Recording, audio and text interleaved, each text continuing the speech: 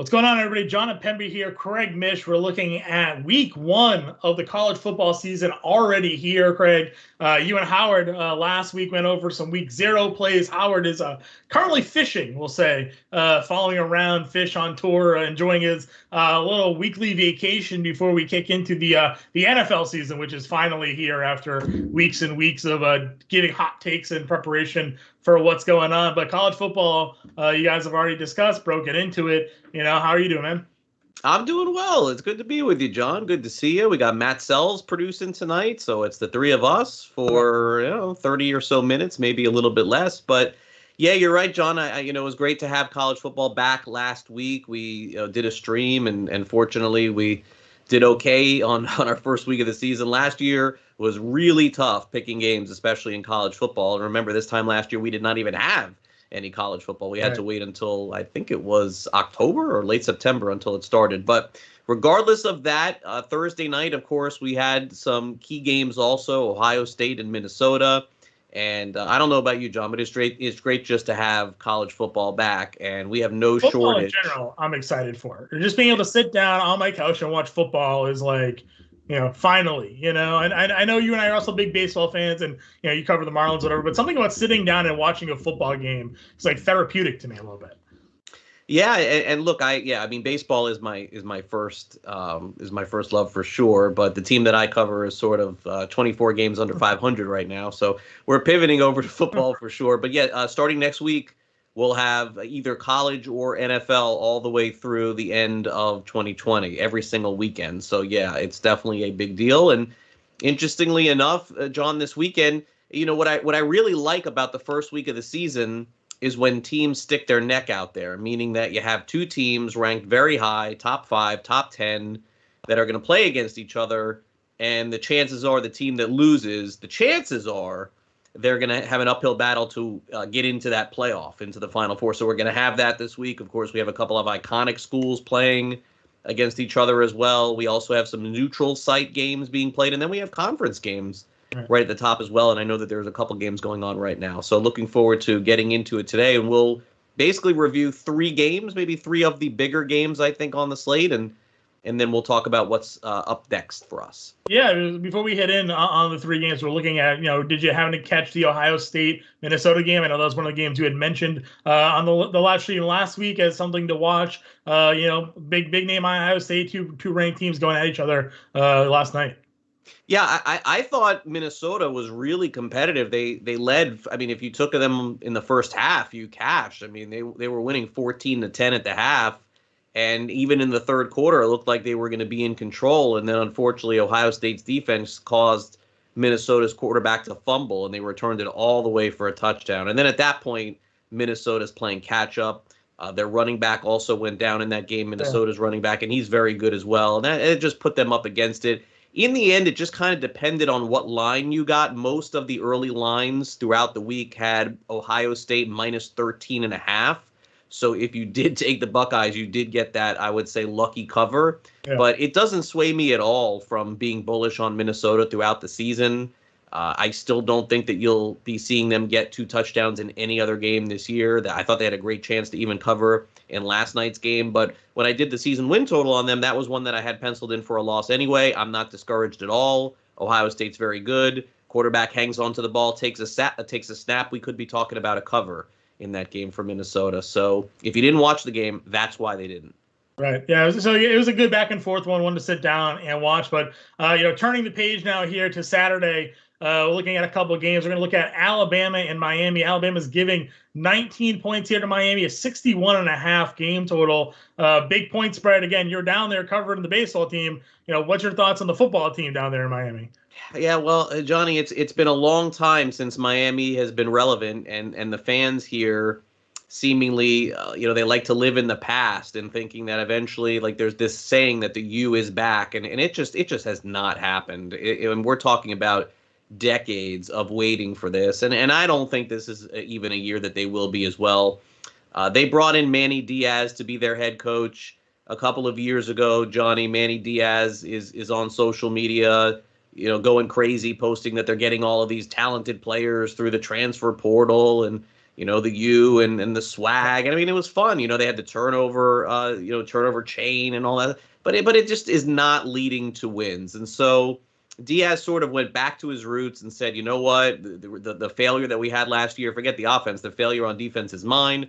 And he's taking back over now as not only head coach, but defensive coordinator. They're going to play a 4-3 this year. They do have a couple of young players in the defensive backfield that I think have a chance to be stars, but they're still young in that respect. And Diaz is still, it just kind of feels like even in this season, still kind of getting his feet under them a little bit. Now, the thing for Alabama is with laying that many points in a game like that, even though it's more or less at a neutral site, is Bryce Young, who was the quarterback for the Crimson Tide. A lot of people are going to need to know new names at wide receiver and running back on Alabama, that's for sure.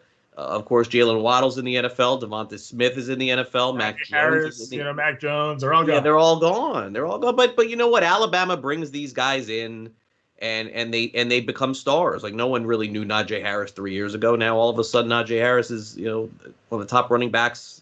Potentially. They'll have 3 Alabama quarterbacks starting week 1 of the NFL. So yeah, and so what is the wrinkle that we're going to be talking about here on the live stream? Well, we're going to be talking about 2 games. One, Alabama's former offensive coordinator is now coaching Texas, and the Houston Texans' former head coach, John, is the offensive coordinator of Alabama and Bill O'Brien. So, look, Bill O'Brien is not going to fully see the narrative going on right now is that because Bill O'Brien is the head coach and he was so predictable with Houston, always running on first down, like ran more on first down than any team in the NFL the last 2 years, that he's going to do that at Alabama. Nick Saban is still in charge of what's going on, although he's more of a defensive coach. He is, even when you heard the stories of when Lane Kiffin was there about how maybe they didn't see eye to eye all the time. But De'Aaron King is probably the best player on the field. The only question is that can he lead Miami back in a game where they're going to be down they're going to be down, John, at some point 14 in this game. Okay. I don't think there's any, Miami, I don't think is going to win. I don't think they have any chance to win. But they do have a chance to cover. The question is, can he bring them back and keep the game close enough to where Miami's defense steps up and keeps it within 2 touchdowns? I am going to lean Alabama here in the points because I still do not believe that Miami is talented enough to play 4 quarters with them. I think there'll be a point in the game, second quarter, where Miami's in it. You're kind of feeling like, oh, they're only down 6, they're only down 8, they're only down 10. But I do think Alabama's going to win, and pretty convincingly in this game. Do you see them maybe covering a first half spread? It's 10.5 right now on DraftKings. Yeah, that makes a little bit more sense. But again, Miami's defense is still very young, and they play very aggressive. I can't tell you the best thing to do. It's more of a lean for me in this game. Because, John, the reason why is that no one has seen Alabama's quarterback play. I've seen De'Aaron King play. He's pretty good. I have not seen Bryce Young play. So I have no idea what he's going to bring to the table. Is he Mac Jones? Is he Tua? I don't know the answer. I mean, he may not. Is he A.J. McCarron? I don't know who he is at quarterback. So that's the one caveat I would say. What if this kid in his first big game makes a ton of mistakes? Or what if he turns out to be a star in game 1? That could happen too. So don't love this play, but my lean is taking laying the points here in this one. And I couldn't honestly even recommend a first half line, because if you told me it was 21-3 at the half, I wouldn't be surprised. What do you think about the total 61.5? You think we're going to see points? I tend to lean under in the first couple weeks of the college football season. With most of these games, I think teams usually it takes time for teams to get their footing under them. So I out of 10 games in college football, blindly I'll close my eyes, and 7 out of the 10 I would pick an under. Okay, yeah, I mean, 61. College football totals are always wild to me anyway. 61.5 seems like a pretty high number there. Next one that we're looking at here on the board, we have Georgia at Clemson. Clemson's giving 3 with a total of 51.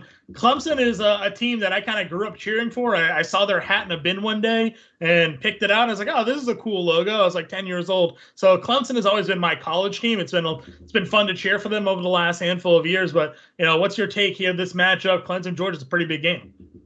Yeah, and from betting purposes too, for people who, I mean, you could bet on anything now, but like people who are betting, John, on the Heisman Trophy Award, what's really interesting is that the two quarterbacks that are going to play in this game, they're both going to end up, I think, probably in the NFL. I think JT Daniels on Georgia's side is definitely going to be in the NFL.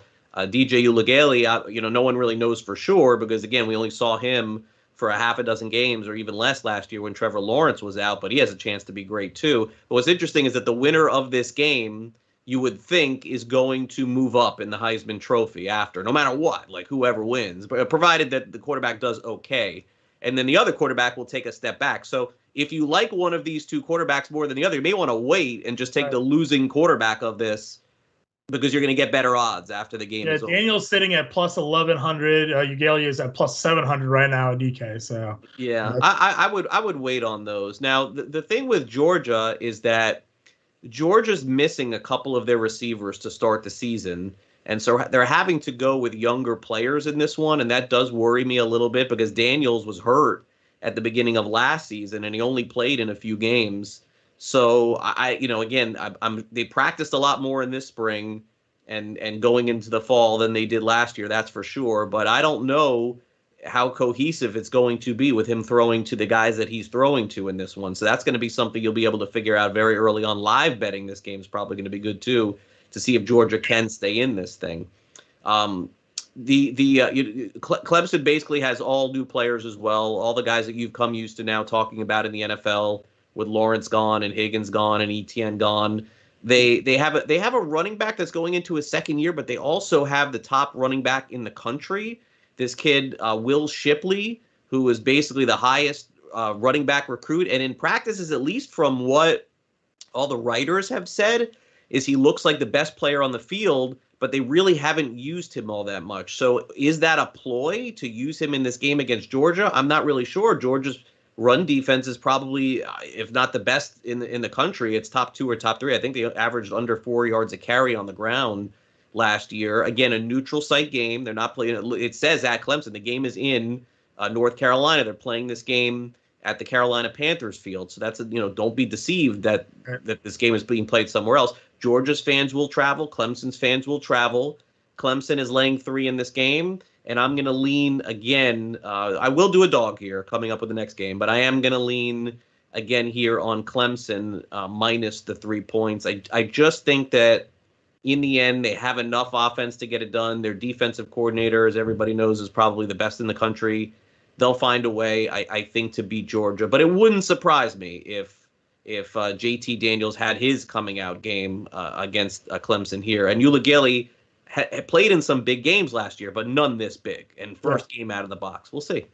Yeah, it should be a good one again. I'll definitely be tuning in. You get two powerhouse teams like this, number 5 and number 3 facing off one against each other this early in the season, like you mentioned. It's kind of sets the path, right? Don't you think? If one of these teams wins, they're certainly putting themselves in better position come playoff time to be right up there, where the other one may have a tougher road. No, it's a little different for those teams. It's a good question because if Georgia loses, Georgia can get back in. Because Georgia is still going to be playing against Florida and playing against all those really tough SEC teams, and a one-loss Georgia team can jump back in. Now, Clemson's schedule is never good because they play in the ACC. Now they do have the championship game, so they'll play against, at least you would assume, one formidable opponent in that conference. But who are we talking about? North Carolina, Virginia Tech, Duke, like Miami? This is not a great FSU. It's not a great conference. So, for example, if Georgia was to win and win relatively big by like 2 touchdowns, Clemson would not only have to run the table, but they would probably need some help, I think, to get into it. So Georgia can afford the loss, I still think, and get back in, but I don't know that Clemson can. You got to lean on the total 51, still going the under here? No, I think this seems a little low. I could see points scored in this game. Maybe a little on the over, but not nothing significant here. I live for points. Life's too short to bet the under, as they say. So. I know, but you know what? They know that, John, and that's why unders are going to come in more. Trust me, Craig. I am very well aware that they know what they're doing. Setting these totals here. Last game we got Louisiana Lafeyette plus 6.5 at Texas. 58 game total here. You mentioned we were going to go a dog at some point. This is the one, huh? Yeah, look, Texas has been, there are teams in college football that it feels like they have just been meant to disappoint you when you bet them. And Texas is just one of those teams over the last few years. This is like their fourth coach of the decade now. So Sarkisian comes over from Alabama. And there's no question, John, that within a couple of years, Texas's offense is going to be great. It's going to look like Alabama's. But is it going to look like that right now? They changed their offense. They changed their defense. We have no clue what this quarterback is going to be. This kid, Hudson Card, he's making his first start ever. He had a battle in the spring with another quarterback, and he ended up winning. The quarterback play for Texas in previously had not been great. Shane Buechele, Ellinger, who's now on the Colts. It's shocking that they really haven't been able to get. Colt McCoy was the great quarterback that they had. I know he hasn't been great in the pros, but who cares? In college, if you're great, you're great. And McCoy was fantastic there. And so new offense, new defense. Texas has the best running back in the country in Bijan Robinson. But basically, here's the deal. Louisiana Lafeyette was a top 25 team last year that's bringing essentially their entire team back this year. And because of that, they're ranked again in the top 25. Now, why they're getting 7 points in this game, I'm not really sure. I think that they could end up being the better team. I'm seeing it even higher, Craig, actually. I'm on FanDuel Sportsbook plus 8.5, DraftKings at plus 8. So number keeps on going the other way there. It's going back and forth, but Louisiana Lafayette cannot be stopped on the ground. They have like the best rushing attack in the country. They averaged 5.5 yards per carry last year. 10 guys back on defense, most of their offense back again. This game is going to be very close. I think that the quarterback for Texas could make some key mistakes in this game. It would not be surprising. And first big game playing in front of the home crowd in Austin. There's got to be the nerves there too. The equalizer is the running back on Texas. Robinson will be talking about in fantasy next year as, I guess Barkley is probably the comp that he's being compared to, but he's going to be the best running back probably in the country this year. But if they're losing at any point in this game and they have to throw, it's going to be a problem. I think Texas may win. I think that that's possible, but give me the points here. Getting a touchdown, I think, kind of tells you the story. Louisiana Lafayette could end up being the better team between these two throughout the year, but you're always going to have to pay to take Texas. Yeah, and it goes just to the point of if you have the ability to always shop your lines, right? Like if the line's moving like this and you like Louisiana Lafayette at 6.5, and then it's now up to 8.5 different places. Get more points, get better odds for yourself there, Craig, to go ahead and take that. This one's 58.5 total. Any interest in this? No, not really. Two running teams though, so again, it would be leaning on the under for sure. And the other thing I would tell you is that if you want to bet this game, and John, you just gave out some lines there at 8.5. Some of the places I'm not seeing that. I would get down on that now. This line is not going to go up. People are going to take the dog. In general, that's what happens when lines are 7, 8, 9 in the first week in college football. Then you have the opposite, like teams that are 30, 40-point favorites. Like my Gators are 32-point favorites this week. By the time kickoff comes, it's 33, 34, 35. Those things just usually go up in the first couple of weeks. So no heavy lean there, but I would mention the under. And interestingly enough, we have games going on Sunday night and Monday night. And one of the other games, and I know that we're not going to talk about extensively, but just from an interest point of view, Notre Dame and Florida State are going to play on Labor Day as well. So, John, we really have a full weekend of college football with a game on Monday. It's beautiful. And then we get 2 days off, and then the NFL begins on Thursday. So exciting times. And you and Howard will have live streams this year, like you said, covering, you're in the Super Contest this year again, right? You're going to be in the potentially. We're not signed up yet. Maybe. Fingers crossed. Fingers crossed. You guys will be in the Super Contest this year, so you'll be able to go ahead and give your picks on Fridays. I think it's going to be again this year, like it had been, maybe a different day, but everybody has that to look at. And you can get over on Wager Alarm. Dan Servadidio does our college football best bets. You can get right now 25% off the college football pick pass, promo code college. So go to Wager Alarm, go over there, hit pricing, and get Servo's takes for this weekend, and enjoy everything that we got going on at Wager Alarm and DFS Alarm for the college football season, because we're ready. We're prepared to dominate this, Craig. And it's you and Howard on these streams are giving out winners pretty much every week. So I believe we do. If this is our 4th year or 5th year doing it, I don't remember. But usually what we do is we come on the streams on Tuesday night. Mm-hmm. And we recap everything that happened over the weekend and give you an early look at the lines. And, because after Monday night, usually all the NFL lines are pretty solid by Tuesday. And then on Friday nights, we come and we give our picks for the Super Contest. And we in the past also had the Golden Nugget. I don't know if we're in that this year too. Look, things have just become more problematic because to sign up for the Super Contest at the Westgate, John, you have to be there in person. Right. There is no sign up on the other contests. You basically can pay a proxy. You don't have to be there. But for that one, you have to be the one to sign because, again, if you're going to win $1 million for tax purposes, they want to make sure that they're paying the right person and your name is on the tax. So, but the good news is that I believe that we got that all set, and so I believe we'll be here either next Tuesday night or Wednesday night, and then again on Friday night going over all the games. So, John, thanks for stepping in for Howard tonight. Sometimes people say I look a little bit like Bender. Hopefully I did him some justice there tonight on the stream and letting you give all this awesome information for everybody to be successful this weekend. For Craig Mish, John and Pembe here, everybody. We will catch you guys next week.